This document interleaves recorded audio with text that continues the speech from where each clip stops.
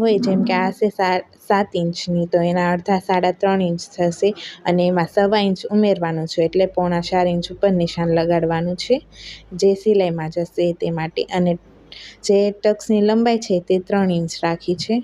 તો આ રીતે 3 ઇંચ ઉપર નિશાન લગાડીને ટક્સ લગાડી દેવાનો છે. અને ટક્સમાં હું 2 સિલાઈ લગાડી, જેથી સિલાઈ પાકી થઈ જશે. તો આ રીતે જો તમારે સાદી કટોરી બનાવવી હોય તો આ તૈયાર છે. અને જો બોમ્બે કટોરી બનાવવી હોય તો આ રીતે ફોલ્ડ કરીને, મારે બોમ્બે કટોરી બનાવવાની છે, તો આ રીતે ફોલ્ડ કરીને જે ટક્સ છે તેને ગોળાઈ તરફ રાખવાનો છે. અને આ રીતે ફોલ્ડ કરીને 1.25 ઇંચ જેટલા ગેપમાં આપણે ગોળાઈમાં સિલાઈ લગાડવાની છે. તો એ સિલાઈ હું લગાડી દઈશ, તો થઈ જશે બોમ્બે કટોરી.